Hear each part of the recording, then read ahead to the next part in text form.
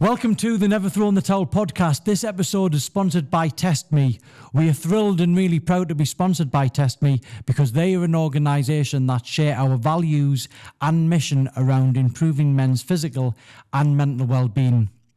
Test Me Health focuses on the important link around gut health and well-being, which is so important because it's gaining knowledge around food that impacts the gut in a negative way, which can be a game changer because we are gaining knowledge and education around nutrition and diet, ultimately resulting in a much better and safer lifestyle. I just want to say a huge thank you to Test Me for backing and supporting the Never Throw in the Towel podcast, which is stories around resilience and adversity in hope to help and inspire, and trying to change the culture around men talking with the message that talking is a strength, not a weakness. Please like and subscribe to the channel because more likes, more subscriptions, and the more this channel grows, ultimately, this will help more people. Enjoy the show. Never Throw in the Towel. Welcome to the Never Throw in the Towel podcast. It has been a while, but we have got a fantastic guest here today. She is the founder of the TEDx Teesside. She has brought the iconic red dot to Teesside, so she definitely qualifies to be a Teesside legend. She is the co-founder of Opportunity Global, the first woman on the podcast, Michaela Reaney. Welcome to the podcast. Thank you. Yeah, it's very impressive CV, but I think it's all deserved. And been doing a lot of research on you. Obviously, we've crossed paths and we've met, but I'd like to go all the way back, because I know, confidence and that type of the things you've done. It doesn't come overnight. So I'd like to go way back into the childhood and what you were like as a girl and what actually formed this, like I said, impressive individual. Oh, thank you. Well, firstly, can you do all my intros forevermore? That was wonderful. Thank you. What was it that formed? I think a big thing for me. So I was grew up in Middlesbrough, and in the 80s and 90s. And at that time, one big thing my mum did for me, which I didn't appreciate, I have to admit, when I was a kid, but I really do now. She really pushed me to do speech and drama as a kid. Okay. So she actually is a ballerina, had been a ballet dancer, had a dancing school and different things in her career. And so she knew the power of that confidence being on stage. And I was terrible at ballet, much to her disgust. So she really encouraged me to do speech and drama. And at the time, all the kids around me in Middlesbrough, I just got bullied for that. Like, it was just not the done thing to do that kind of thing. But a teacher saw something in me and encouraged me to enter competitions. So I'd be like stood up having to read out a poetry and do these competitions in and around Teesside and in the Northeast. And I have to admit, I hated it at the time. Like, at first, I was just like, why are you making me do this? And I didn't really understand the value of it. But that confidence that built in me from a young age is super, super powerful. And I think what it meant was when I then got to like work and other things in life, I knew the power of like using your voice and talking about things that you were passionate about and trying to like communicate effectively with people. Like, I understood the power of that and what was great about it. So that's why I think I love things like TEDx, because it gives a platform to people to get those ideas out there, to share their stories. And I think there's great strength in hearing other people's ideas and stories. I think it lifts all of us up. Oh, yeah, and it challenges us, doesn't it, to think differently, to do things differently. So I think as a kid, I didn't appreciate it, honestly, and I don't think I really understood until quite recently how much that experience really impacted me later in life. Yeah, no, that's interesting hearing that, because I got that. There's a lot of, I can relate a lot. Like, I didn't really get pushed into like drama or theatre, but I basically got my two parents were mum and grandma. Yeah. But they were super like just, drenched with love. Yeah. But like, and you can just do anything you want to do. And I think that them core things of your upbringing can totally be can just influence you so much. Yeah, massively. But it's not. So what I've done, watching you on, and I've watched a lot of stuff that you've done. You have got this. What I would say in just kind of like looking at you, you have got this great amount of confidence to you, but it's not in your face. But it is just this, this overriding confidence, because it's not easy, is it? Like, so, no. And that's what I like to get your take on. Actually, is actually confidence, because I think it's stuff. Some people think it's just like this magic thing, but it takes work. Yeah. You're so right. And I think a lot of like courage over confidence, I'd say. So I think where and it's funny that, thinking of never throwing the towel and that kind of concept, I just have built into me, like, not to give up. Yeah. I have got that strong role model in my mum, in, my auntie in particular, who, I didn't necessarily have the best as a child male role models around me. I don't necessarily want to go into it on the podcast, but I didn't have that positive experience. Yeah. But women around me just really showing me that actually, if you've got an idea, if you believe in something, why not you? Why not me? Let's give it a go. Yeah. And actually, that safety to fail and to try again and to experiment and to do things. So I wouldn't necessarily say confidence is something that's always been naturally in me, but I'd say I'm brave and I'm quite courageous. So, having gone through certain things in my life, I haven't really had the option not to be. So sometimes you just have to like pull up your big girl pants and think, right, let's just give it a go. Let's see what happens. So I do think that part of me is just my personality, and that's what I've like learned to be resilient and to do things and to overcome stuff. And being very ill in my early 20s, I had to have 3 different heart surgeries. I think the other thing that reminded me of is life is too short. I hadn't ever really respected like life and health. And I think as a teenager in your 20s, you think you're kind of invincible, don't you? Totally. And I think that's like a kind of negative confidence in a weird way, because you're a bit indestructible. But having gone through that experience, it really reminded me that like we're on borrowed time, right? This isn't a dress rehearsal. And so give it your all, see what happens. And, as long as you're true to yourself and your own values and what you stand for, and you're not harming anyone, then why not give it a go? Yeah. So I'm nodding so much and that's why I was, one of the reasons why I was wanting to get you on the podcast is because I've watched. I sound almost like a stalker here. I have watched a lot of your stuff, and I do find myself just nodding because I feel as if we've got a lot of things in common, because that's what you said something there that I always say to myself of like, well, why not me? Yeah. Well, why not? Yeah. And sometimes I think from my own personal life experience, sometimes you can be guilty of being deluded.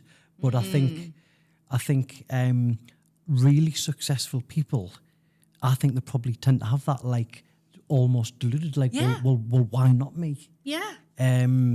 So loads of stuff like you're saying there, I'm nodding. And then also, again, I think there's a quote that a guy on our podcast, Paul Million, and I've clung on to it because I'm just like, I've actually made it a slide in. Oh, really? It just landed for you? Yeah, because I resonate, and it's by Napoleon Hill. It's every adversity, every heartache, every failure carries with the seed of equal or greater benefit. And like what you've told there, when you obviously had your health issues, actually though there's a seed of benefit there because Yeah. look what else it's done to your mindset Yeah. and stuff. And you don't necessarily know it at the time, No. right? When you're in the thick of whatever crisis, challenge, issue that you're going through, let's be honest, it's really hard. Well, I certainly find it really hard sometimes to see that bigger picture of what is the lesson here. Even if you like know that good stuff really deep down, it's quite hard sometimes, isn't it, in the actual thick of the problem.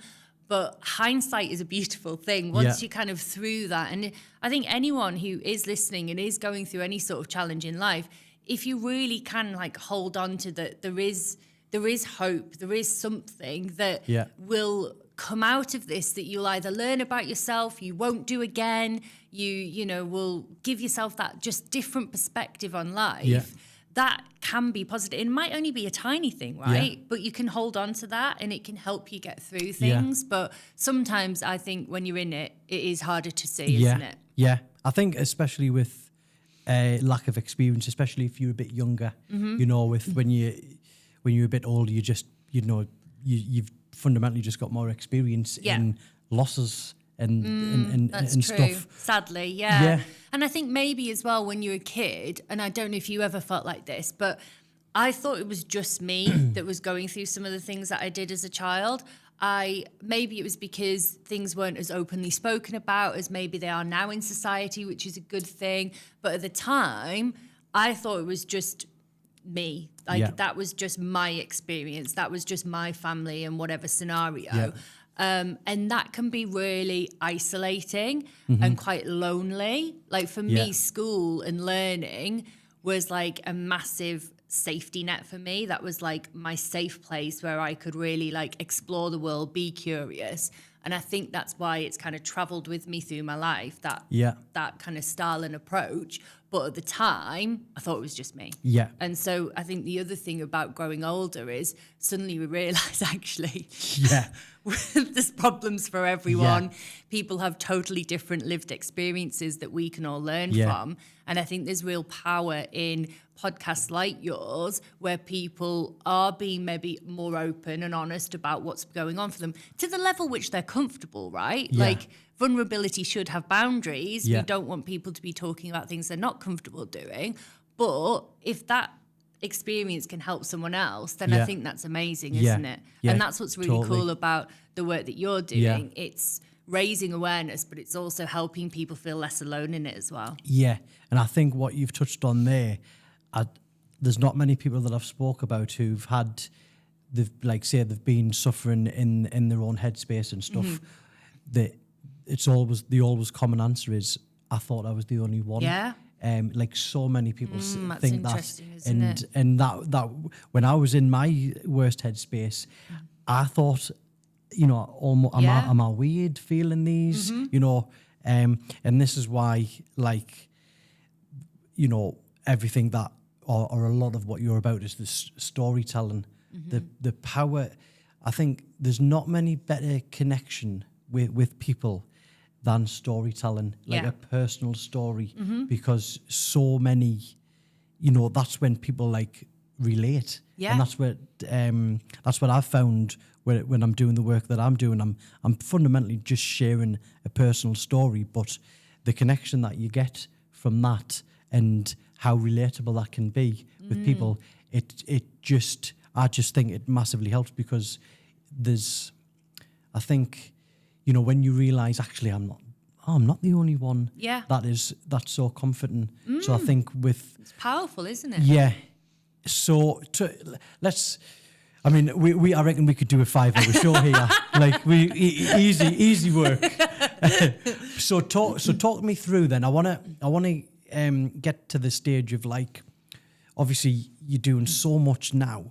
So what's happened? So what was like the first job that you were doing when you were like fully grown up, out of school and stuff? Did you go down the university route, or talk me through this? So I did go down that traditional uni route, and I'll be honest, it was at that point in time, you know, when the government was pushing everyone to go to uni and there was like, you know, options to do that and things. So, and I think because my mum had had such a terrible experience in education, she was like, that's what you have to do. You've got like, that was like, you know, the linchpin of brilliance in our family. If some, you know, if I went to uni. Yeah.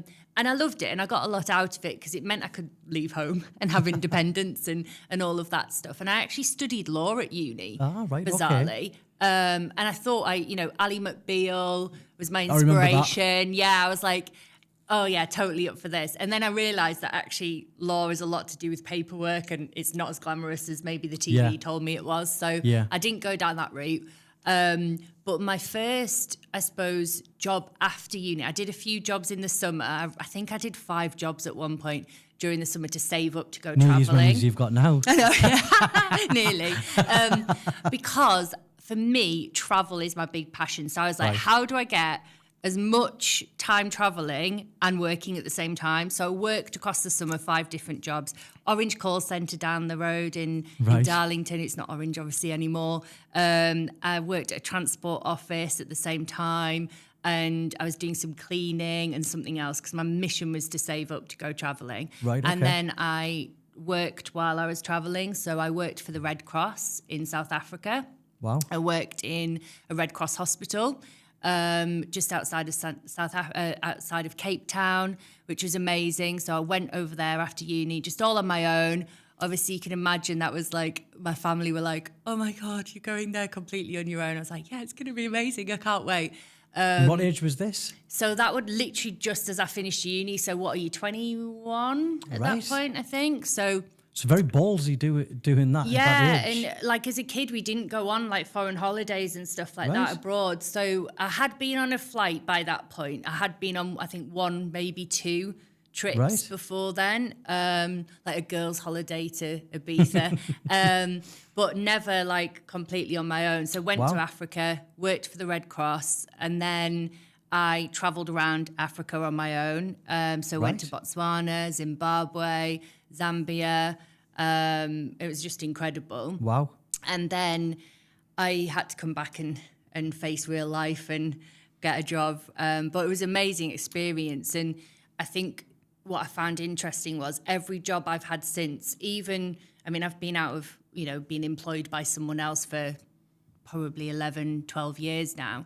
But when I was going into jobs and going through interviews, no one wanted to talk about anything else except that experience of working with the Red Cross and traveling around Africa. Like, I didn't realize at the time, but how much, like, talking about stories, that would be the stuff that people would talk to me about in a job interview, in a hiring process, because I think what they liked about it was that it showed that I was, again, resilient, willing to be courageous, willing to put myself in an uncomfortable situation and like learn as I go. I would say they're the things that people wanted to talk about. So I didn't know at the time, but that was going to be probably one of the most powerful things I could do, because clients now even still ask me about. Yeah. Well, I went on to have global jobs. I think it immediately paints a picture of someone from the off, doesn't it? A young female doing, going out to Africa by themselves. I mean, that probably is better than any form of like CV you can churn out. Do you know what I mean? And I remember I went to Kenya. I went out to Kenya to help build a classroom and do some football coaching. And it's just like seeing the living conditions and stuff, what it's like out there. So when you were doing all of this, was there was there a plan? Did you like, were you always this like, I'm going to be self-employed, this entrepreneur, I want to be in business? What was going on there? Yeah, so I did always want at some point to have my own business. Like, that was like my long-term goal. But if I'm really honest, I didn't really know what that meant. And I didn't know what in.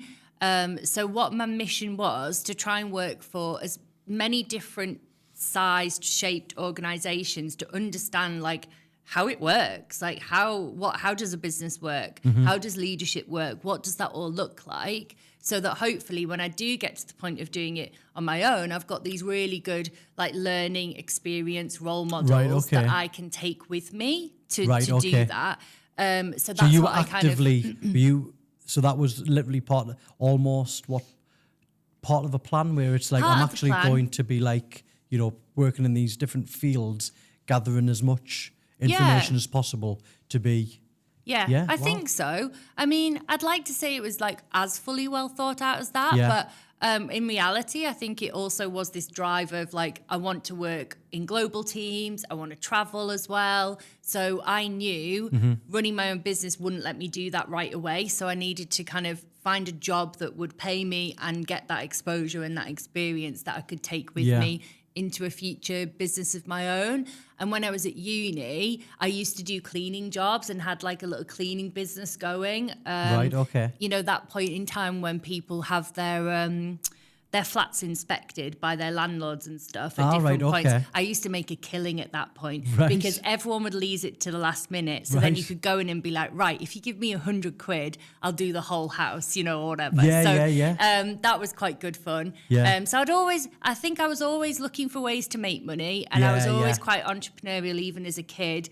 I used to, Sunday lunch would be me raising money for whatever cause I was particularly passionate about that week. So my granddad, I'd be like, he'd bring round, like 20 pences and, 10 pence and a couple of coppers or whatever. And I'd literally fleece him for that. I'd be like, right, granddad. And I'd auction back his stuff to him. And I'd always be thinking of little ways that I could raise money for things that I cared about and I believed in. So I think I'd always had that mentality, but I'd never necessarily thought about how that would shape up for the future. I think that's probably... I think that's always been in me a little bit. I remember I think at the age of 17, I tried to open a sweet shop and I had zero experience. I'd just seen the shop that was next to my house, which was next to a school. And I didn't know... next to a school as well. That's a good angle. So I didn't know the term footfall. Yeah. But I was like... There's loads of people walking past here. Like this, there's got to be there's loads of children. This is a small shop. This would be a great sweet shop. So I remember, I think it was the Princess Trust. I'd managed to get somewhere, managed to get some form of meeting. Yeah. Oh, well done. That's cool. Yeah, but obviously it never come off. But looking back, it was like, well, I always one way or another wanted to be doing something that was like making money, basically for myself. Yeah. So it's interesting hearing all of that. So then when did you get to the point where it was like, I'm going to basically I'm going to set something up. Was it by coincidence? Did it organically happen? How did that happen then? So I'd been working for an organisation where they were a global company. So I got this opportunity to work in lots of different places. So I worked in India, I worked in Africa, I worked in St. Lucia, in Thailand. Wow. And was travelling the world, and it was amazing, like just dream come true, right? Yeah. But there was a few things happened in that organisation that I didn't agree with from like a leadership perspective and a values base. So I didn't really feel like it was where I was meant to be long term. And I'd always, like I say, had this inkling to have my own business. And it was actually a girl who I'd worked with at a previous company who I approached to help me set up this consultancy business that I was going to do. So that's kind of how it all first started. And then we kind of reconnected, and she was working on a project that she was wanting to get going as well.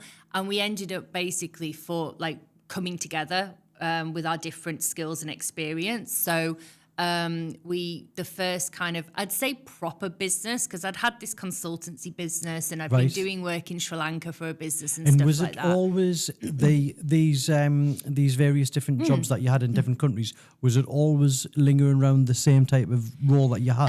Yeah, so kind of operational or learning and development was always my kind of focus. So more the people stuff, more the culture. So I worked, you know, a lot in the mining industry. So we were delivering it was the world's largest coaching program. So it was across 23 countries. We had about 350 coaches working with everyone from apprentices right the way up to the chairperson of the organization. And I think that's where I really fell in love with learning and development as a concept, and how that can really help literally anyone to progress in whatever dream, life, career, whatever that looks like for them. Yeah. And I guess I'd always been frustrated that, and still am now, that those opportunities aren't there for everyone. And particularly in the workplace, often the opportunities to go on a training program, to go on a learning program, to get a coach, you have to be a certain level in that organization, or you have to have a certain salary band. Like, it's not open to everyone. Yeah. And I always think that's such a crying shame, because we all benefit from learning. We all benefit from being curious, and that can only help the workplace and society, in my opinion. So I did the consultancy business literally just on my own, and it was basically with people I'd met along the way, and did some like projects and stuff with them. And I liked it, but I think I missed being part of a team, and I was never intending to just be like self-employed consultant. I wanted to have an actual business, an actual team. Right, okay. Yeah. So reconnected with this girl that we'd worked together previously. She had an idea around coaching graduates that were just coming into the workplace. And I was like, that's amazing. And she was doing great things with it. But I also felt there was a gap in that graduates don't have any money. When you start working, you just haven't got that spare cash to pay for this. Yeah. So with my background in learning and development, it was more about, okay, how can we get the employers to pay us to design and deliver a program of activity that are going to help these new people into the organization to really be successful. So we ran that business together for a few years. I then bought her out of the business and continued to grow it and build a team, which was amazing. And then years later, that kind of business kept going, which was great. I sold my interest in it. And then I ran a apprenticeship training company for a few years as well. So again, same principles of learning and development. Right. That business, sadly, I had to close, which was really brutal, me and my business partner. So we closed that in January 2023. Right, okay. And that was probably one of my biggest learning moments in business, but one of the most brutal as well. Really? We had to make 35 people redundant. We were going through quite a big legal battle with the government. Right, okay. Who still owe me money, by the way. But anyway, that's another conversation. Give me my money. And it was just horrific. Like, from a mental health perspective, it nearly broke me. It nearly broke my business partner and our team as well, because it was just really difficult to navigate. There were so many moving parts that we couldn't influence because of this legal battle that we were going through. And we weren't the only companies. There was a lot of other companies in that same legal situation as us. So it just got to the point where, like, we can't continue this. So we closed the business, which was really sad, actually. But I think it was the right thing to do. And I now kick myself because we probably should have done it just a little bit sooner, maybe 4 or 5 months earlier. But again, easy to say in hindsight, right? Yeah, especially I think there's the contrast in, you know, the trait of someone like you, an entrepreneur, is that never give in attitude. Yeah. So it's, and I've experienced that being in business as well. It's like, no, we keep going, we never. But sometimes actually you've got to. Sometimes the right move is to you've got to let it go. Yeah, and I think I'm kicking myself a little bit because I did want to do that, and I was very vocal with the board. I mean, we had a board. It was a big operation. We were turning over millions, you know. Right. Okay. And you know, my standpoint was, I think we should we should start to, reshape the business now. No, we then maybe wouldn't have had to close it because we could have reshaped it in a different way. So we continue to do our commercial learning and development. We just don't do apprenticeships anymore. But yeah, it was a really hard process to go through. And there's some of it I can't even talk about still now because of the legal side of it behind it. But it was definitely a learning point for me. I've probably learned more about that business that failed and closed than I ever did about the previous ones that I've sold or have been successful. And I think even from a mindset perspective, it's taken me a while to get to the point where I actually realized that just because something failed doesn't mean I'm a failure as a person, as a human being. Yeah. But again, on the January 26th, 2023, really hard to find that in my brain, that kind of positive spin on it. It was just the sheer hell of supporting the team, managing them through it, while not losing myself in it all as well. Yeah, that's a fact. That what this podcast's about, that short topic, what you've just touched on there, I think's gold dust, because I think there's a book. It's a martial art guy who brought out in it. I think it's called "It's Never a Loss, Always a Lesson." And I think there's probably the most things you can learn from is actually sometimes when you lose.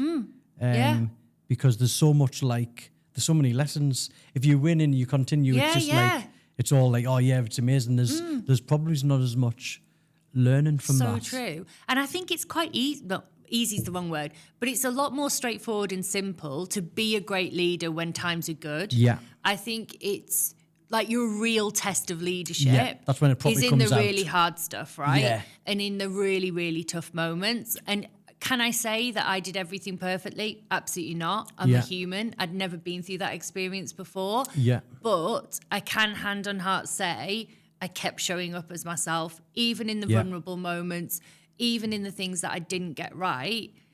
I feel like I did the best I could with the resources that were available at the time. And I think that's the one thing I would love more people in the world to know, because we beat ourselves up terribly. Like we're our own worst enemy sometimes. Like that inner critic, that inner bitch, I like to call it. Yeah. And we can really torture ourselves. Oh yeah, big time. And I think as a society, especially in the UK, I don't get it so much because we do quite a bit of work in the US.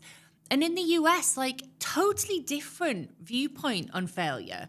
Totally different viewpoint on trying something and it not working out and just trying again or doing something differently. And I'm not sure we quite have that same mentality in the UK. Yeah. I think there's a lot more shame around failure. I think there's a lot more pressure maybe to have this perfect image, whatever Instagram and all that nonsense says. Yeah. Do you know what I mean? Yeah, no, I think there's something about that we can learn from. I think I would say the US, they're a lot more positive, aren't they? I would definitely, from my time in America, it's all like, hey, woohoo.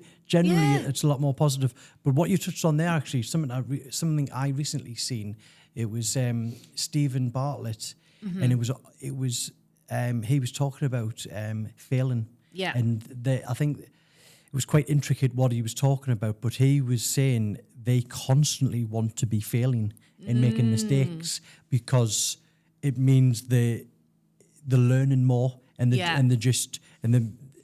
was just basically just that the thing that I took from it was basically just failing is, it's not a bad thing. Like I think it's part of the process. It's part of the process, yeah. And that's something that I've found.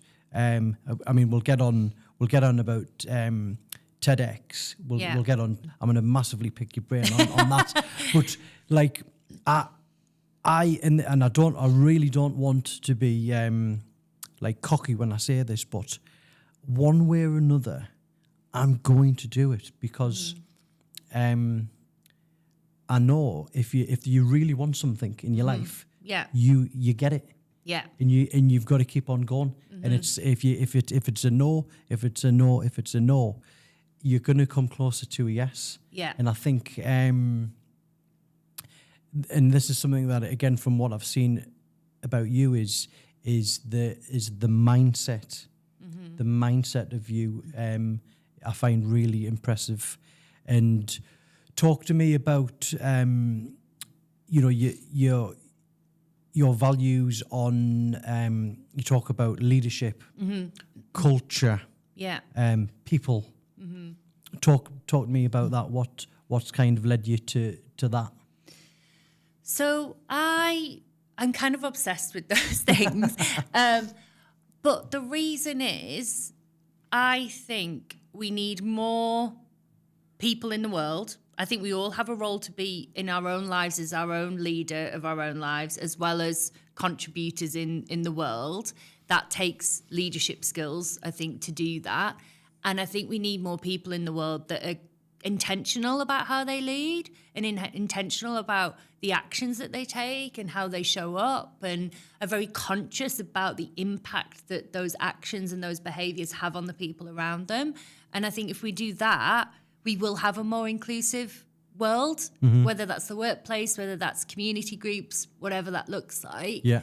But I think we need to be really focused on it rather than just going through the motions. I see in my line of work, I see too many organizations that have what I call accidental managers and leaders. So people who've been promoted based on they're really good at the job they're doing right now, or mm-hmm. they're very good technically, and then suddenly they're in a role where they're leading X amount of people, and actually they're completely out of their depth and their comfort zone. They've never been shown or taught or coached on how to do that, and the ripple effect of that on their team is very, very dangerous and damaging. And thinking about the work that you do, that leads to stress, that leads to burnout, that leads to mental health challenges for your team if we don't have those great people in roles who know how to do it well and who are really protecting the culture of their organization. Because culture doesn't happen by accident, right? It's the everyday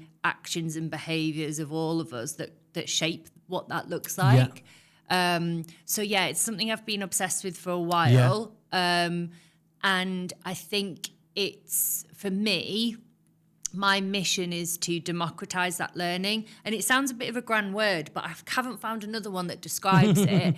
It's that idea. Don't get me to say that. I know, I cannot say it. But it's the concept of, I don't think these fundamental human skills, these leadership skills, this how you communicate, how you support people, how you show empathy, all of that good stuff. Why is that just kept for leaders at a certain level in an organization? Why isn't that learning, development that's available to everyone so that we can all do better, whether that's in the workplace or in our communities? So I'm really passionate about trying to make that more accessible. And it not just be a very expensive initiative and therefore a company only do it for the senior leadership team or whoever. Or even more scarily, I see a lot of organizations doing none of it and then wondering why they've got disengaged workforces, people aren't motivated, and people aren't given feedback. Like, as a human, we need to know the stuff that we're doing well and the stuff that we need to do better. Like, how else do we grow? Yeah, totally. And it's sometimes it can be, it shouldn't be, but sometimes it can be awkward in terms of someone, taking criticism. I think criticism's really good, because it, like, how I would take it, it's like, right, okay, so I need to improve on this, or that something needs to change. And I think it's understanding the process of just criticism. But what you've mentioned there is culture. That's something that, like, I'm massive on, and that's something like that I'm that's one of my main focuses when I attend organisations, is about the culture, because I think if you look after the people in your workplace, like that is the best.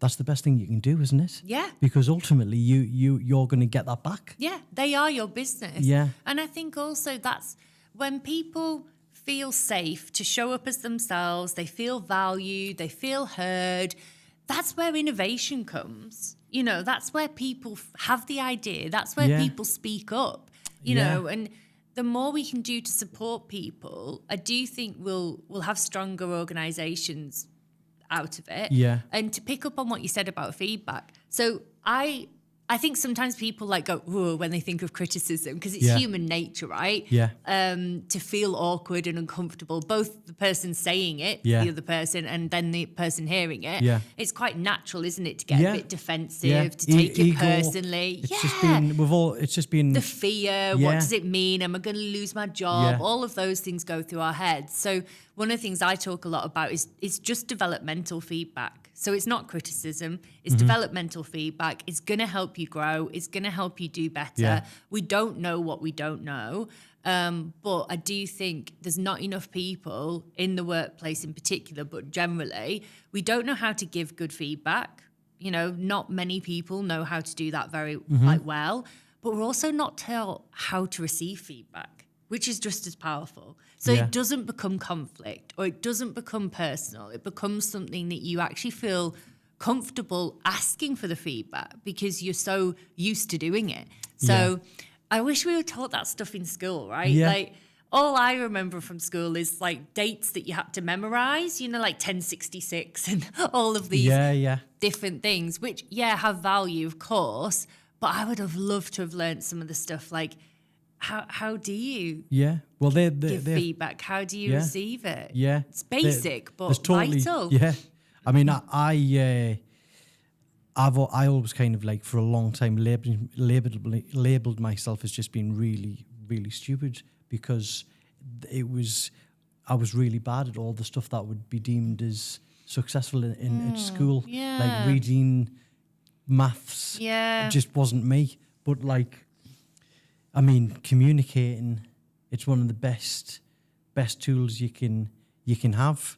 And what will you do then? So, like, how will that work if you're working with an organisation? What goes on there then? Yeah, well, just to give you an idea, even from something I was doing this morning, so we've launched a new culture development program with an organisation. So they're growing massively, they're acquiring different businesses, and they're at this point where the more that they're scaling, they're really conscious of not losing the great stuff about their culture, but also bringing new people in. The culture's evolving, so they're wanting to look at, what does that look like in the future and how do we get there?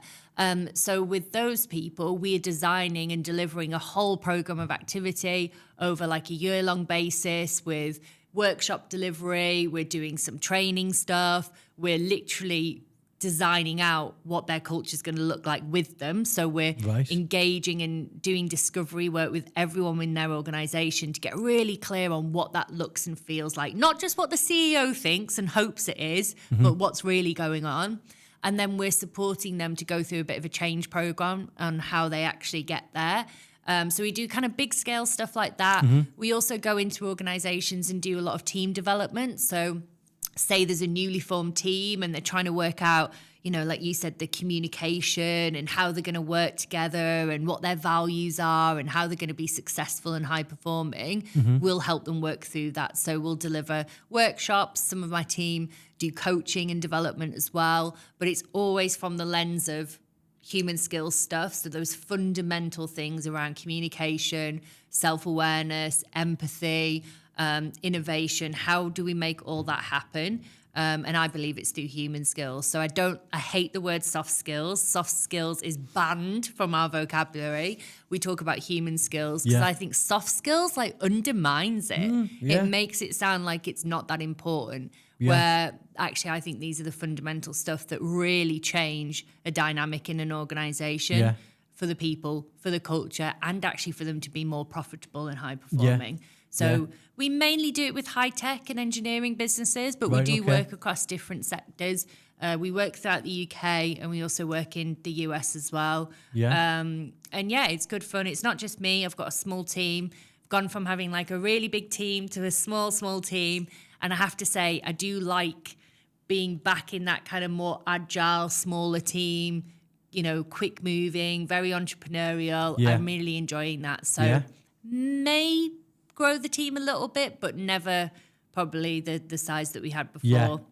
And then we're also looking at how we innovate, right? How do we bring in, so we're working on an AI tool that will help support our clients as well. Again, making this learning, this coaching more accessible for people who maybe don't have the kind of the money to invest that others do. So trying to make it more accessible so that you or I in a company could afford to pay for it for ourselves, even if our company isn't yet backing us and paying for it. Right, okay.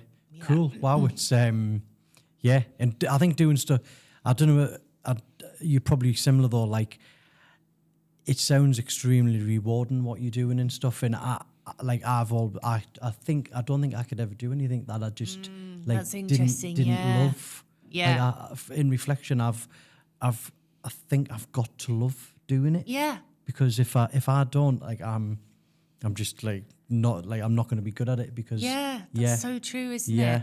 And I think, but I don't know if you feel like this sometimes, but if you love what you do and you hear the stories and you see the impact of what you do, when things are tough, it's easier to kind of work through them because you know there's that end goal, there's that end impact that you're working on that kind of keeps you going. Because I think people glamorize, don't they, having your own business sometimes, but it's bloody hard work and it's stressful and there's probably much easier ways to make money, right? Sometimes.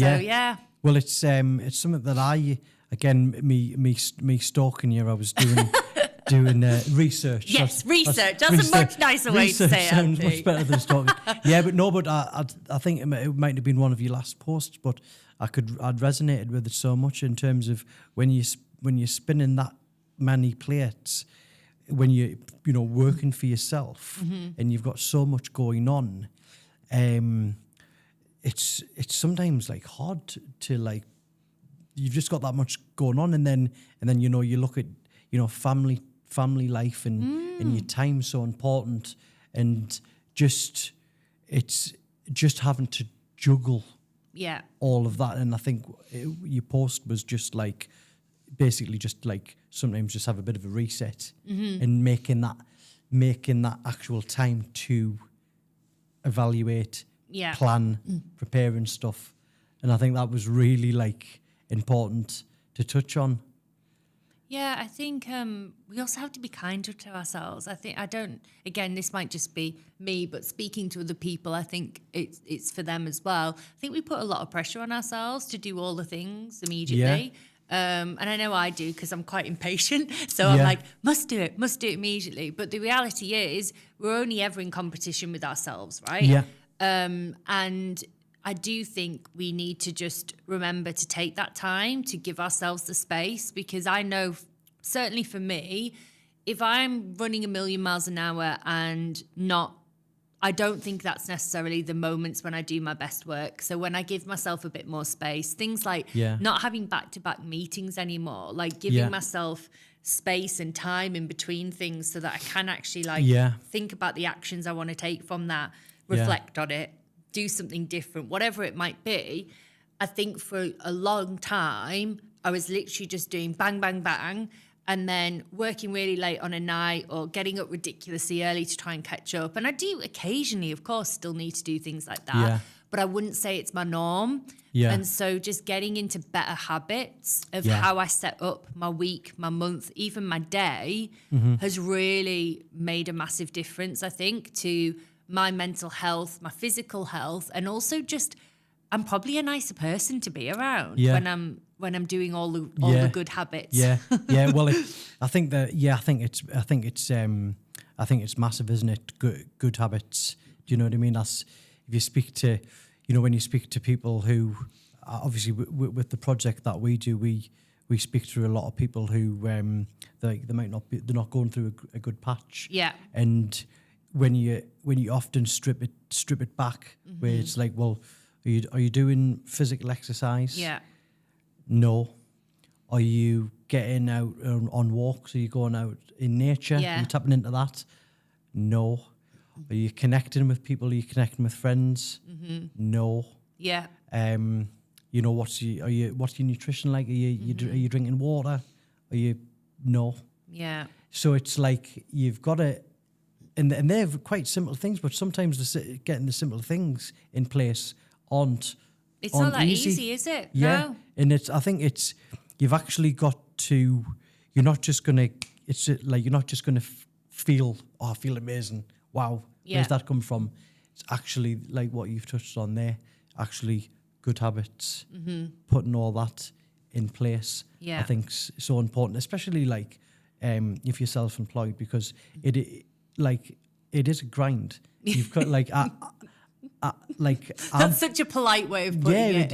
It is like I'm. I don't really like now. I think like watching say a box set now. I like in my mindset. I'm just like, well, that's wasting time where I could be on. I could be on the grind. Yeah, I could be like doing emails or chasing leads and stuff like that. So maybe but I think it's probably a lot of people who are self-employed probably just have that, don't they, where they just. It's just like one big grind, and like you touched on before, some people think it's fancy being it's a nice word, entrepreneur, but there's a lot of hard work, there's a lot of failure, a lot of inner bitch. That's the term I use, by the way. A lot of the time, the inner bitch comes out if I'm going to do a cold water dip. It's like, don't do it. Why are you doing this? Why are you doing it? And I'm just like, shut up. I will do it. I will. Yeah, but so let's touch on bringing the iconic red dot. Yes. To Teesside. Yeah. Let's touch on that journey. Then, obviously, you're a speaker as well. Yeah. And so just touch. Let's talk about the initial idea and the passion where it's all come from. So I have always been a fan of TED Talks, like for as long as I can remember. I think, again, because they're a free online resource. Like, I know there's a lot of digital exclusion in the world, but generally speaking, a lot of people now have access to some sort of device that they can watch a TED Talk on. Yeah. And I love that they're just freely available on pretty much any topic you can think of, right? Like, how cool is that when you think of learning, if you think of curiosity, all of that is just right up my street. Yeah. So I'd always loved them. And I was at a point in my life where I was really lonely. I felt a bit disconnected, I think, because I'd been like traveling all over the place with work and doing all of those things. And I felt like I was maybe at a different stage to some of my friends around me. And I just felt generally a bit disconnected. And like COVID had been going on, which made everyone feel a bit out of sorts and everything. So I just felt lonely. I felt a bit uninspired, and I felt like I needed to, that wasn't me. That's not my natural state. So I need to do something about it. Mm-hmm. So I thought, right, what am I going to do? And I thought, right, always loved TED. Going to get myself to one of those TED conferences in America. Like, that was the goal. So I applied, because you can't just buy a ticket to go to these things. You have to even apply to get a ticket, which is like and I love that about them, that they're so protective of their brand. And so I went through that process. I got through first time, which was just amazing. And at that point, I was obviously in the fortunate situation that I could pay for the ticket, I could pay for all my travel and stuff, and went off and made that happen. And honestly, the experience blew me away. Really? From the moment I was in that, like, those different rooms, the level of conversation you're having, the incredible people that you meet, like, not to be that person that names drop, but just to give context of people that, Michaela from Borough would never have access to, was, sharing a cab back after the event with someone I'd met and became, close to. They were Rihanna's manager for her foundation that she has. Wow. Another person is Billie Jean's business manager, the tennis player. Like, just a total different level of people that I otherwise wouldn't have access to. Yeah. And what I also loved about it was the conversations that you have, like even in the coffee queue or even while you're waiting to go into the big TED theatre, they're just out of this world conversations, because you're talking about the talks that you've seen. It's quite intense, But I was in conversations that I thought, God, like that inspiration bit was just back there. That idea bit was back there.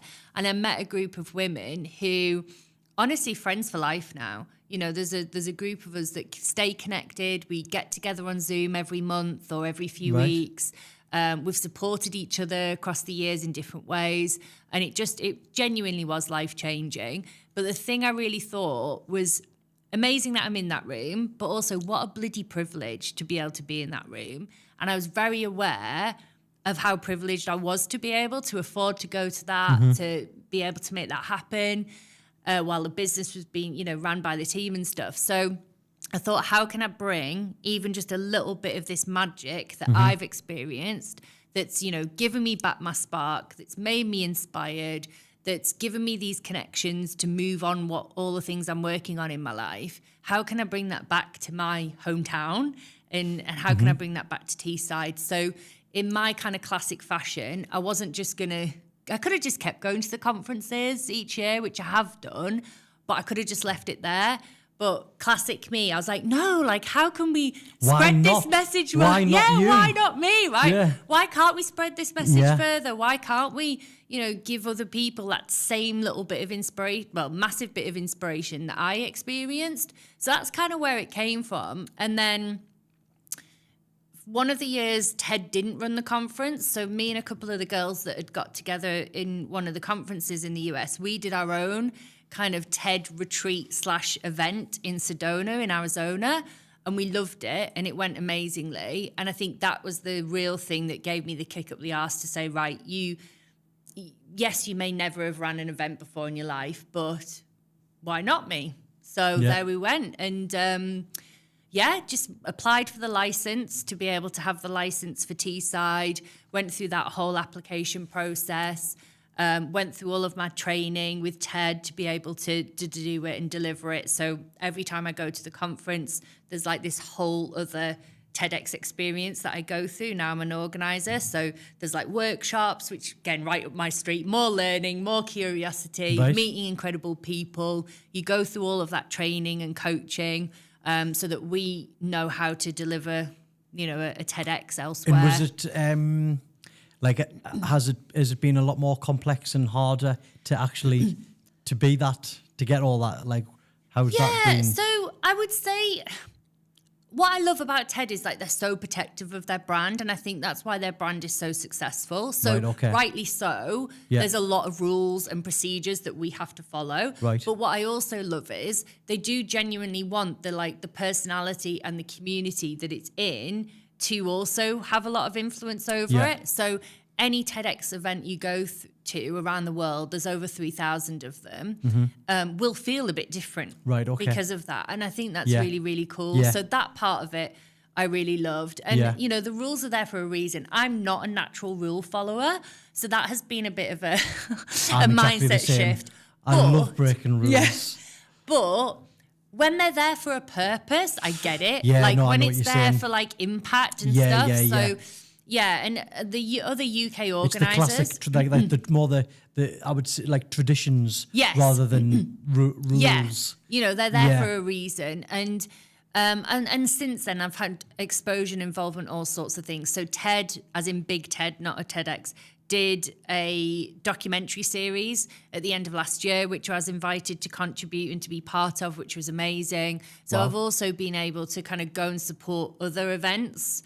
So which again helps me hopefully do better for the Teesside community, because I'm not only representing Teesside in those situations so that more people hear about the incredible things going on in our region, but it also means that I'm learning more to bring back to our community as well.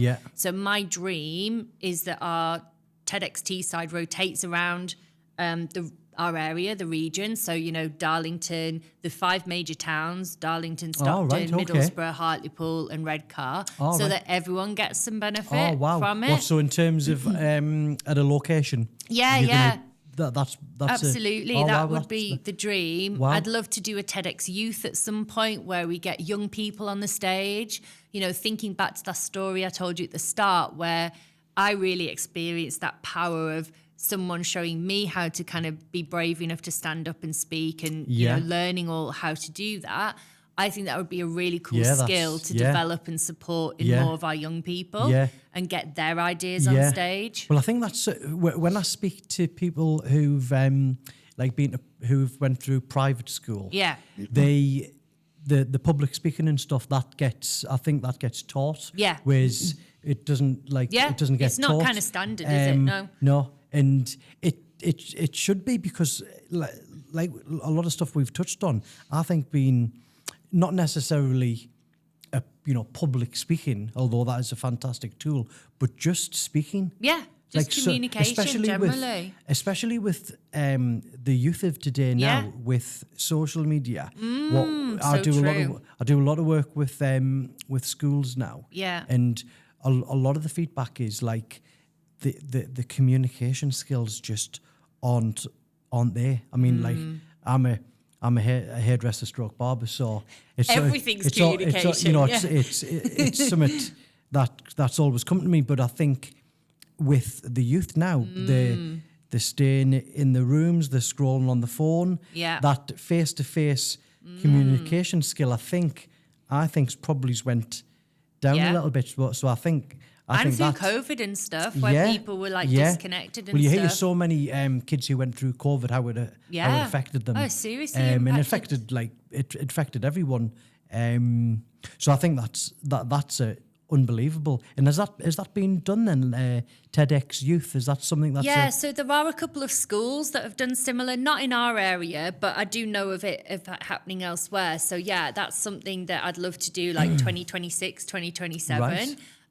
Because I think it's really powerful, and I love the idea that we can like maybe follow those ideas through the person's life. So say they're on stage, I don't know, 10 years old, sharing their big idea with the world. It would have the same, experience that the other TEDx do. So it'll go on the TEDx platform. It's got that global reach, which is really cool. Yeah. But wouldn't it be fascinating then to see when they're 20, what have they maybe done with that idea? How have they moved it forward? I don't know. I just think there's something quite interesting there. That would be unbelievable. And we can obviously support, coach, guide them through that process so that they feel, confident going on the stage. Yeah. And I think doing something like that, achieving something like that, like when you do something really hard that's on a huge pedestal, just right over the other end of the hill, there's growth, accomplishment, there's loads of stuff from that. Those ripple effects of it. Yeah, you're so right. It's unbelievable. Really cool. Like them scary things that we do when if we're scared of it. I always just think just over the other end is there's some massive positive things. Yeah. So I'm wanting some inside information here then. Yes, so let's do it. It's obviously, for speakers out there and stuff, it's obvious that it's the pinnacle of, and it's like it's the ticky box, and it can do a lot of stuff for the profile and stuff. But obviously, the message and the message that you're providing really is the one. Mm-hmm. So talk us through, and this is some stuff that I'm wanting selfishly from myself as well. But not selfish at all. This is really cool. That you want that to happen. If there was some bullet points of that, speaking to our listeners and anyone who's interested in doing a TEDx talk, what bit of advice and pointers would you give them? Ooh, gosh. I don't talk about putting me on the spot. Okay. There's a couple of things that immediately spring to mind. So one thing that I always talk about, and we do this when we go in even to organizations and do our leadership work and our culture work, when you are communicating to anyone, so whether it's on a TEDx stage, whether it's in a meeting, presentation at work, whatever, really think about what is that gift that you're giving your audience. So as much as we, especially as speakers, like to think it's about us and about our stories, it actually isn't. It's all about the audience. Yeah. So what is that one gift that you're wanting to communicate and share with your audience? And I think if you keep that as like a core focus of anything that you're crafting to communicate, it really helps you bring back to what is the actual point of it, the so what factor, I suppose. Yeah. The other thing I think, particularly with the TEDx, is Because most people have had lots of different lived experience and they've got lots of different stories and they've got lots of different, maybe ideas that they want to share. Some of the time that we see applications come through, there's a lot in it. There's almost too much. And it's actually quite hard for the audience then to really hone in on that one thing that you're sharing. So I think anyone who would be thinking about applying for a TEDx, really get clear on what that one core idea is, rather than lots of different angles it could go down. Really come back to what's that one core message that you're wanting to share with people. Because then that's it's easier for the audience to really less is more. Yeah, less is more, definitely. But also, if you think most TEDx's that you're applying for, there's hundreds, possibly thousands of applicants. So you need to make it crystal clear what your idea is and how that's probably different to maybe what else they're hearing from other people. Right, okay. The other thing is most TEDx events have a theme. So really, do your research, get clear on what that theme is and how your topic and your idea really connects into that. I think, again, thinking about applicants that we see, so last year we had about 300. I think this year we're on to about 171 already. A lot of people to get through. And we're very new in this journey. We've done 2 years and we're on to our third. Yeah. So you can imagine the TEDx's that have been around for 15 years, they have thousands of applicants. Yeah. I've just lost my train of thought. What was I saying?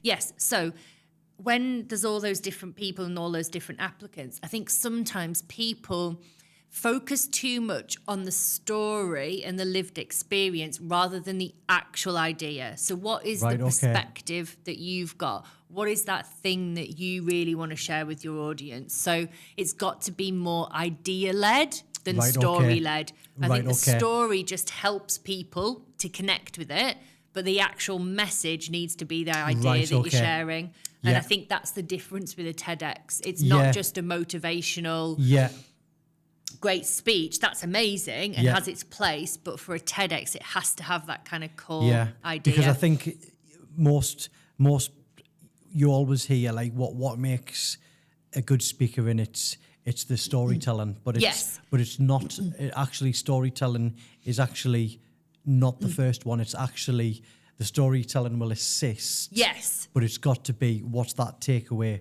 What's that core idea? Yeah. And that's what makes a good TEDx. Yeah. I think the other thing, and this is just a personal preference, not all TEDx organisers would expect this, but I love there to be a clear takeaway for the audience. So whether that is just a new way of thinking, it could be a small micro shift that they can take, or it could be a bigger action. I really like there to be something that our audience can do as a result of listening to that talk. Yeah. And I think for me, as an organizer, that's how I measure impact as well of our event, that we're not just having great conversations on stage, we're actually moving something forward. Yeah. Yeah, no, that's I think there'll be a lot of people who can take some great vital information from my head's ticking over now. It's amazing, isn't it? I meet so many people that doing a TED Talk is a bucket list thing for them. And I think that's another reason why I am excited for it to be in Teesside, because I want more people to have that opportunity. And I do think there's a lot of untold stories and ideas in our area. I think there's a lot of great people doing amazing things. So why shouldn't we have that global platform? Yeah, absolutely. And I think what's great about it as well is it is open to everyone. So it's obviously not just for keynote speakers. Yeah, totally. Or it doesn't have to be the most scientific or the most slick talk. It's actually what you've touched on there. Yeah. Actually, it's what are the audience going to get from that? And if it's great, what you're going to tell, then it's open to everyone. Yeah. So that's totally. I think you're right. I would say we actively don't want the really polished speakers. I want the more, be more you. That's the other kind of message I'd have for anyone who's applying. Well, it's the coolest thing. I got this from my uncle. My uncle actually said this, like the coolest thing you can do is be yourself. It is. I love that. There's nothing more cooler than just being yourself. Yeah. And that will always shine through. Yeah. Again, with if you're a speaker and stuff. So true. And your voice matters, right? That's the other thing. I think we want some of those more unheard, unrepresented voices. We don't just want the same voices bringing the same messages, do we? And, you know, that's one of the reasons, I know I haven't touched upon it yet, but we started with TEDx Teesside Women quite deliberately as our first two events that we did. Because Middlesbrough and Hartlepool, so 2 towns in a relatively small area of our 5 major towns in Teesside, have been named worst places to be born a girl in the UK. Right. And I'll be really honest, that really pissed me off, because being a girl who was born and grew up in Borough, like that, okay, yes, we do have major challenges. I'm not downplaying that at all. We absolutely do. But I don't think that message helps anyone necessarily. It kind of makes you think, well, why bother? You know, if that's the kind of outlook that's and available. what are you going to do? You're just going to like, okay, we'll accept that. Exactly, right? No. No. So I also wanted to focus initially on women, non-binary people, allies, and more underrepresented diverse voices. So that is still our programming. We will continue to make sure it's a really diverse representation. But we've moved to being called TEDx Teesside because I want to have bigger tables. I want to have more people engaging. And you know from our conversations last year, I've found it really hard over the years to engage allies and male representatives. You know, we've always had male speakers on our stage. We've always had men in the audience, which has been amazing, but too few. So being TEDx Teesside, my hope is that we bring yet more people into the conversation. We really encourage that we can all do better together, and let's share ideas, let's share our stories. So that we can move things forward in Teesside, but also so that we can learn from other people. So half our speakers are from the Northeast, but we deliberately have half of our speakers from outside of the region so that we can bring in new ideas, we can bring in new ways of doing stuff that we can all learn from and take something from as well. So that's the kind of balance we're trying to strike. And I think males need to be generally a little bit more open-minded. Like when I go to like wellness events and stuff, it's like it's 90% women. Yeah, and that's interesting. There's such a great day, but like I remember when I was going to, when I was doing my retreats and stuff, and I was a little bit like self-conscious of like incorporating breath work and stuff. I just thought, will they be like, why are we doing this for? Yeah. So I think generally, hopefully that the more men will attend. Yes. Because you can, there's so much you can take. But one of the last TEDx that you've done. Yeah. One of my favourite TEDx talks, because I just took so much from it. I forget her name, and it was basically about alcohol. Yes, and Millie Gooch. Oh my, honestly, she's amazing, isn't she? That was, I thought it was phenomenal. Yeah, and it was one of the most informative talks I've watched. And actually, I genuinely took some information. Makes me so chuffed. Yeah. Thank you. Yeah, I love that. I've literally. She'll be delighted to hear that. There's literally a few things that I've taken. Yeah. And been inspired and used and again I literally have got them on slides now. Like I remember watching that thinking, wow, that was like one hell of a listen just to hear her take and knowledge. Mm-hmm. I think it was one of the most powerful from the day. And I have to be honest, I was a bit nervous. So I'm nearly 2 years sober. And so obviously it's a topic I find really fascinating. Yeah. I'd followed Millie's work for quite a long time, and I actually reached out to her and asked her to apply because obviously she'd never heard necessarily of TEDx Teesside before. Right. So we do that a lot. We don't just wait for applications. We reach out to people to let them know we're here, we exist, come and be part of it. Yeah. They still go through the same process, but what I loved about Millie, literally from day one, I think she's got such a great way of bringing people into the conversation. Yeah. So whether you drink alcohol, whether you you don't, whether you're in recovery, whatever your circumstance or relationship is with alcohol, I think she shares her message in such a way that anyone can take something from it. Yeah. And it was really fascinating in terms of impact and ripple effects. We've heard so many, like I can't even count how many stories now from people who heard her TED talk either at the event or have watched it later and have changed something in their lives as a result. So, you know, someone who previously used to say to their mates, oh, why are you not drinking? Or give them a bit of grief, really resonated with them and how many thought, people hold will on a not be second. able to relate to that? Exactly. Like how right? many people will not be able But how to relate to cool. that? She stands up and speaks for 16 minutes and it changes how that person now behaves with their friends. We had a CEO who joined us for the day from a business, one of our sponsors. They've actually stopped drinking alcohol after listening to that talk because they really realised how much it was having a not so positive effect on their relationships, on the way that they were showing up and all of those other things. So I think it's a really fascinating subject. It's quite emotive as well, isn't it, for people? And it just... Yeah, she's just got a fantastic way of describing things. It's very relatable things. because it's about alcohol.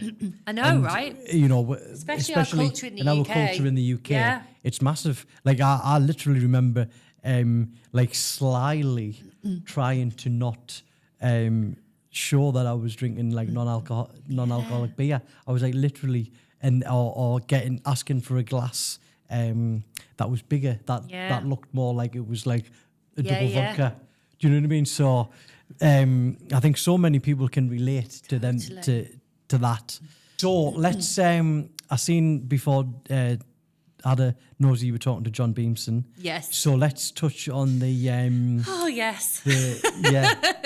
Yeah, but there's a deeper rooted mission there though, isn't it? Like, that comes from mental health perspective, and this is why one of the things that you're going to do for the Never Throw on the Towel project, which is absolutely amazing. So, talk to me about that journey and what's led you to do that. What that looks like. Okay, so yes, in May, which is fast approaching. Not long. I know. I know. Thanks. I'm nervous.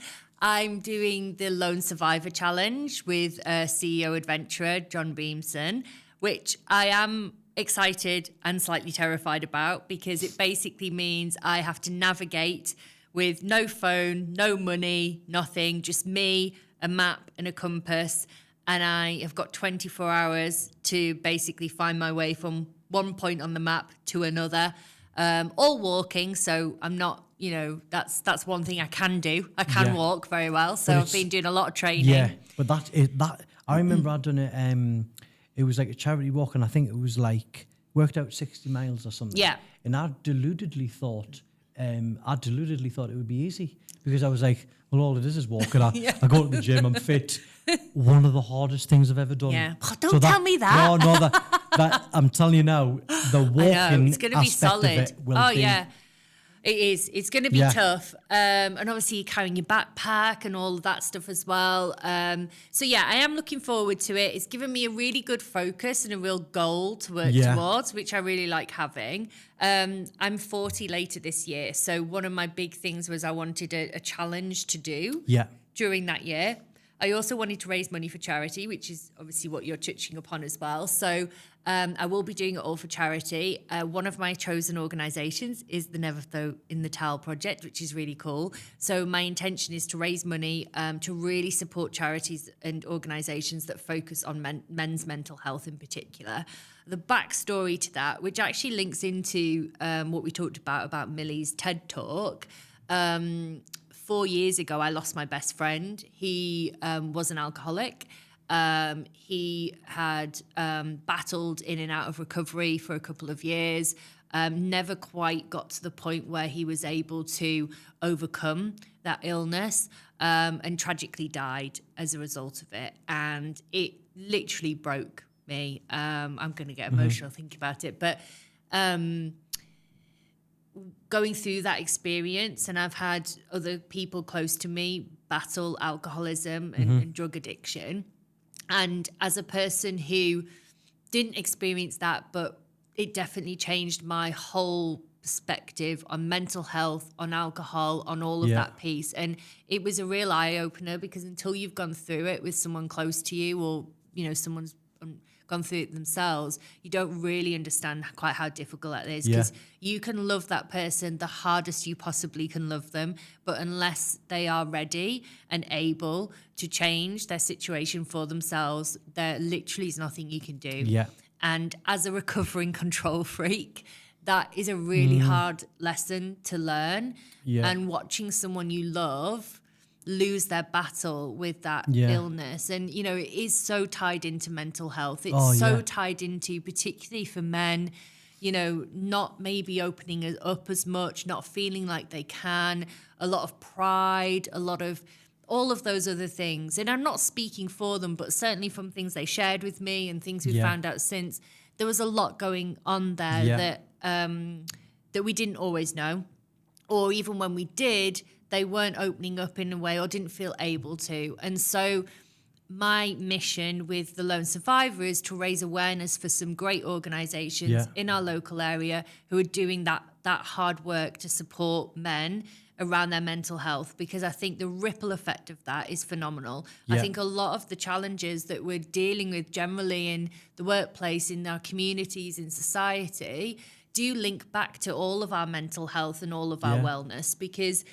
if we feel good, and if we're looking after ourselves, and if we feel like we've got the support around us, then I do think we all show up differently in the world, don't we? Because we've got that inner ability too. And I think when you're in a really dark place, and I've been fortunate enough not to have experienced depression or addiction myself, but having supported other people through it, it's a really, really lonely place. And it's a I think addiction in particular is a really still not well understood illness. I think people just think, well, why can't they stop drinking? Why can't they stop doing that? And it's so fucking hard. It's not that simple. There's a lot of complexity around it. And I think particularly the mental health complexity of it, it's still quite not understood, I think, generally in, you know, with friends and family. So my dream is to raise a good chunk of cash, which can hopefully support other men with their mental health, other organisations that are doing great work in that space. So it's just my little small way of honouring my best mate, and for some good to come out of losing him, because he never got to see his 35th birthday. He's not going to get to see his 40th this year like the rest of us are in our friendship group. It breaks my heart. They were the most loving, gorgeous, incredible human. And they never knew it about themselves. They never, ever loved themselves the way the rest of us loved them. And it's heartbreaking. But there's got to be some good that comes out from it. So hopefully this is my little way of doing it. Oh, no, fair play to you. I think doing stuff like that, it's like, especially, I can relate so much with the project that I'm doing. It also it's a win-win really, because you're actually helping doing your awareness and stuff, but also it does help you. It's definitely it's a little like you know, that little, I don't know, it's very difficult dealing with someone passing. It's something that we all go through. But when you've got, like, I experienced it with my grandma. I had this incredible relationlike I remember this, from the documentary. It's a gorgeous story. Honestly, she was like such a like, honestly, the amount of stories that I've got, it's just, she sounded like a real character, wasn't she? Like, she was very religious. So like every single day of my life, when I said goodbye to her, including it growing up, she would always rub holy water on my forehead. Wow. And she would I would like give her a kiss. And she was my dinner lady, and I'll never forget this one moment. She was like, she never ever missed anything that I ever done.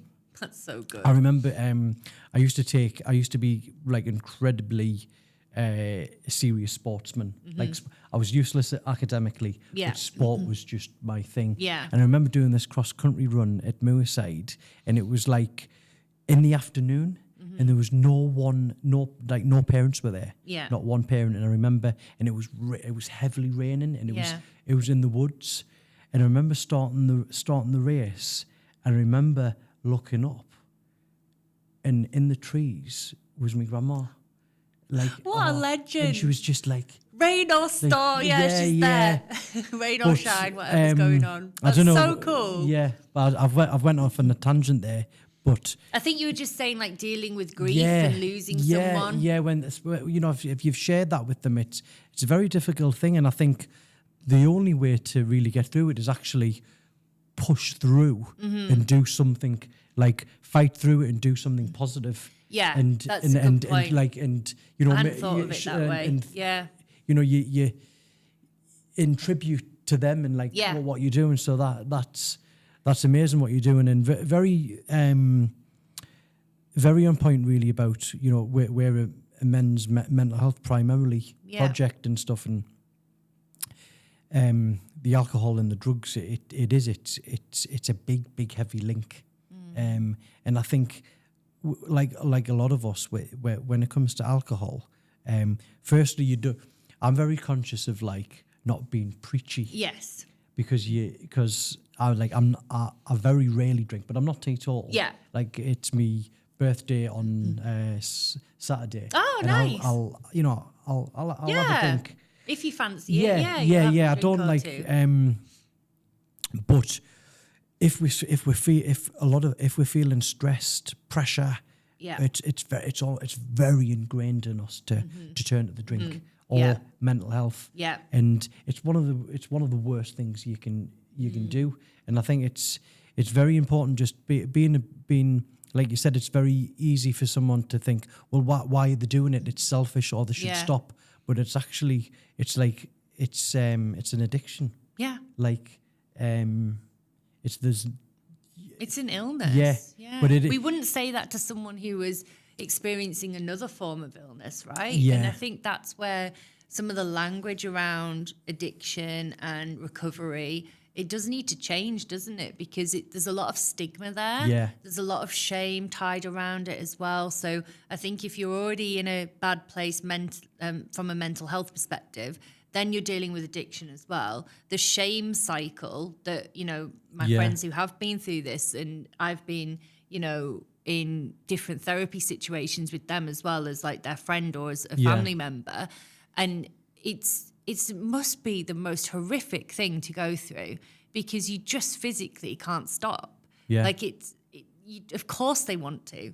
You know, for a lot of people, they desperately want to be out of that situation. Yeah. But finding the strength to do that is, you know, and I think that's why you know, we shouldn't judge people and we shouldn't judge whatever situation people are in. And that's why I love the project that you're doing, because it's creating that really safe space that hopefully before it gets to that level of like crisis, people have a place to go to share how they're feeling with other men who might be going through other, you know, similar things. And like we said earlier, you feel less alone then, don't you? And you hopefully feel like a lot of comfort it's in not that. Just a me thing. Yeah. Other people are feeling like this. And maybe that then, I mean, gosh, imagine in your lifetime with the work that you're doing, how many people's lives you're potentially saving from having that conversation. Like, that is incredible. So like, props to you, because you're not only have you experienced some of these feelings yourselves, you're actually doing something about it. I mean, we get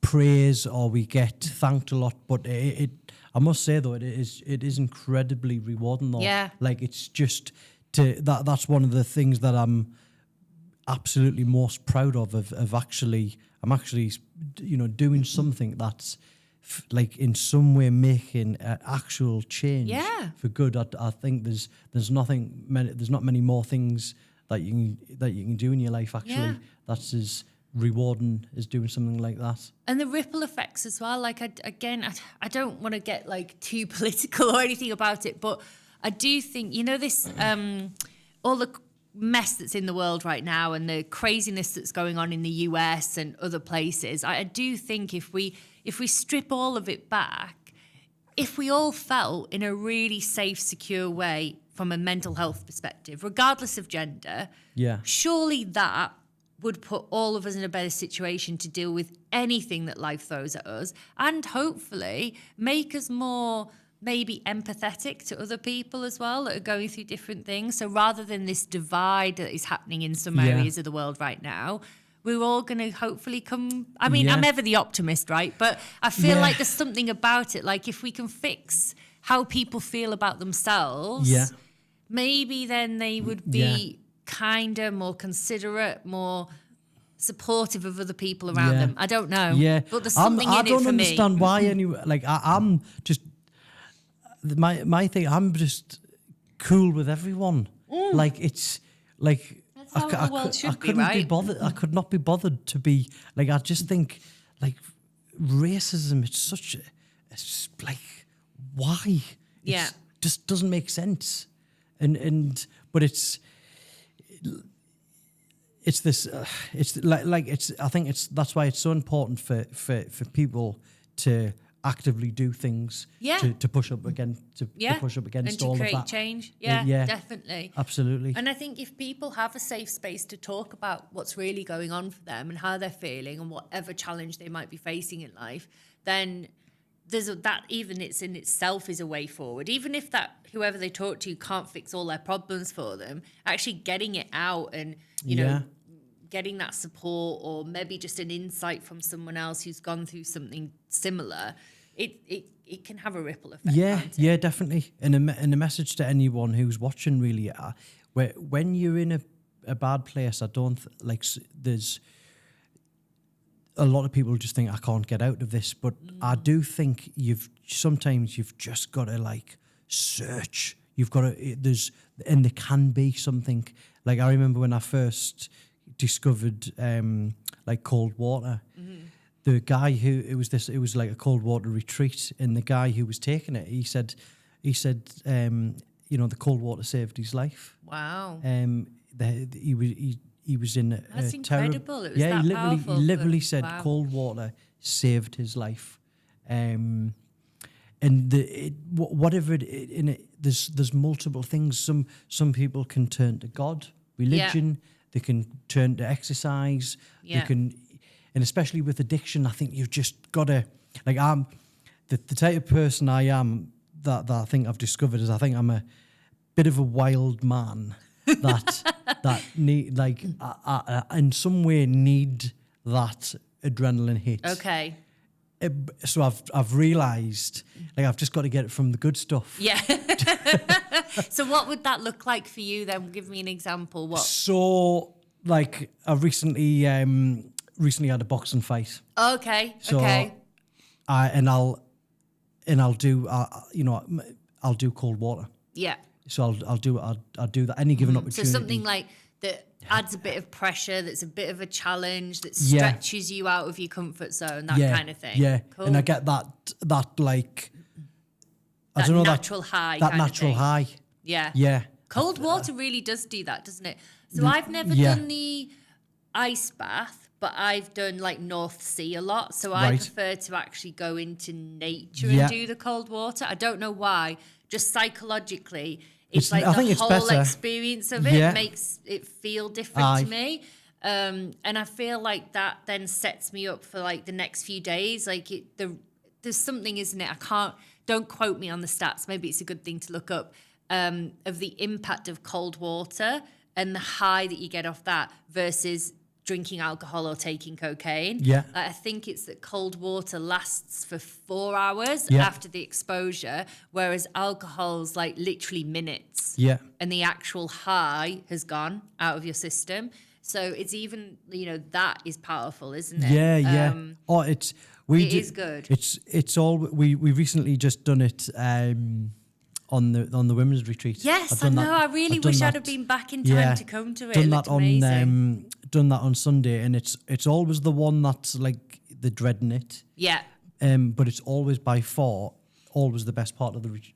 Yeah, that's for interesting. For males or females, and it's the just that going through like adversity together as a unit. Like there was a really great like nice moment that happened with all the women on Sunday. Is they just all naturally just held hands. Oh, and it was to like, go through it together. That's cool.